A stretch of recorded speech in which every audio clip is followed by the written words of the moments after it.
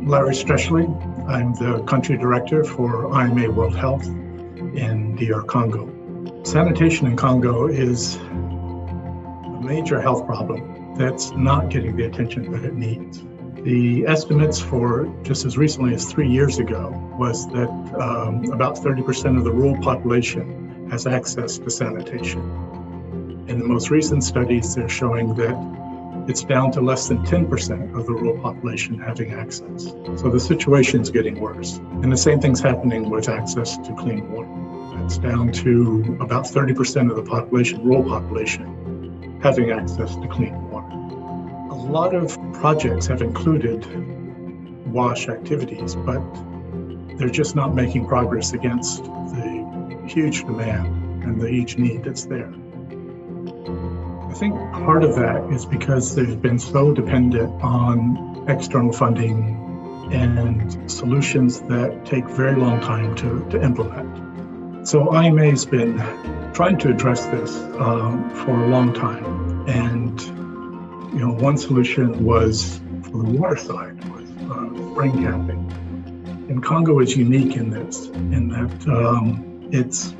it has plenty of water and there's springs all over the place, but they're not clean because, or at least where people are getting the water from are not clean because they go to the lowest spot where it's starting to stagnate and get contaminated. Spring capping is a process where you tap into the side of the hill, put in gravel and pipes and make it so clean water flows out in these pipes. The villagers can fill their water containers that way. Over the last 20 years, we've put in over 3,000 spring caps.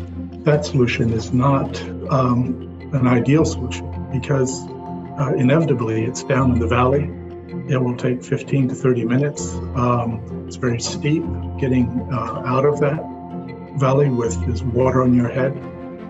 And so it's very time consuming for a family to get water.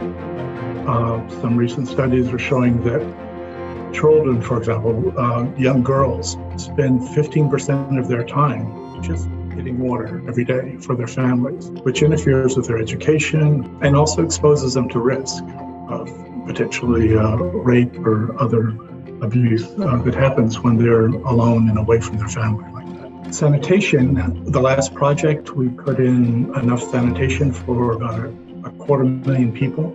But again, that's a drop in the bucket when you have a population of 80 million people in the country. The sanitation problem is the quality of the sanitation. Only about 13% are doing open defecation, which is less than other countries in the region, but only 10% have quality sanitation facilities. And so the challenge is to improve those facilities. And what we mean by that is what's typically there now is just a hole in the ground, and it's a non-washable surface. There's some studies that show that actually can increase the amount of parasites that a child or a person is exposed to if they're barefoot on top of this unwashable surface where it's kind of concentrating the pathogens.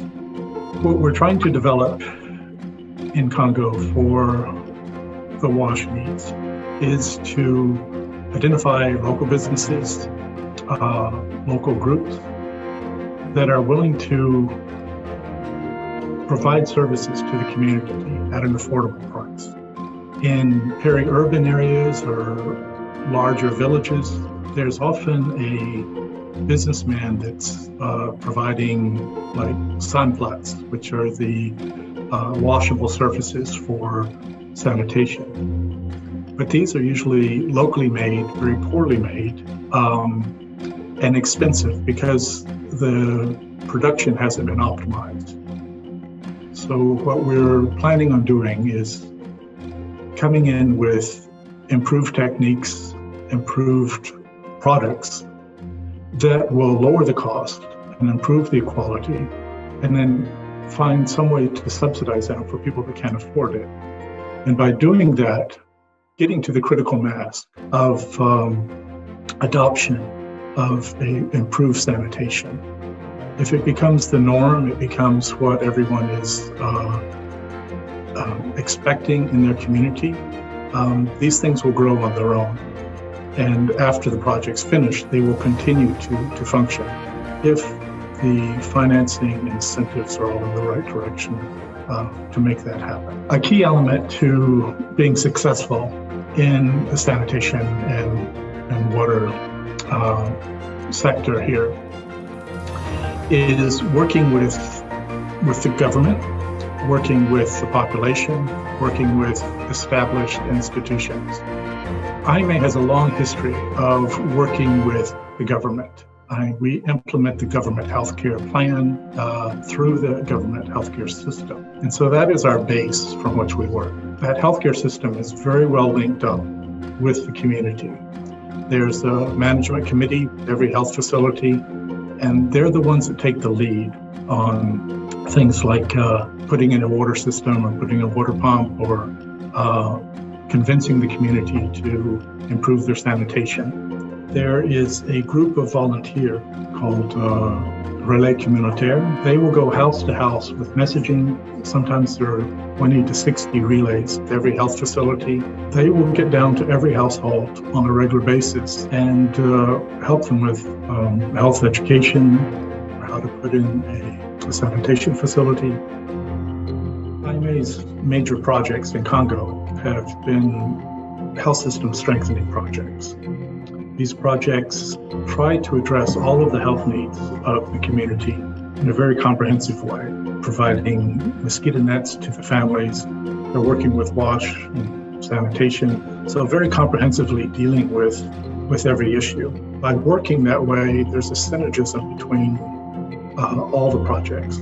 The supervision is done by the government health zone staff, and as they go around visiting the health centers, they're also looking at all the community activities that are happening within the system and reinforcing them. So having an integrated health system strengthening approach to something as opposed to just having an individual wash project is a much more cost-effective and sustainable way of dealing with the issue.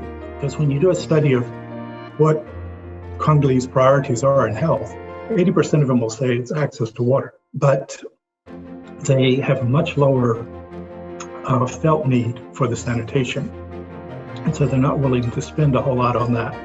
By using the receipts from the sale of water to subsidize target subsidy of sanitation facilities, we think that we can greatly expand sanitation in the area without being dependent on project after project coming in to finance this.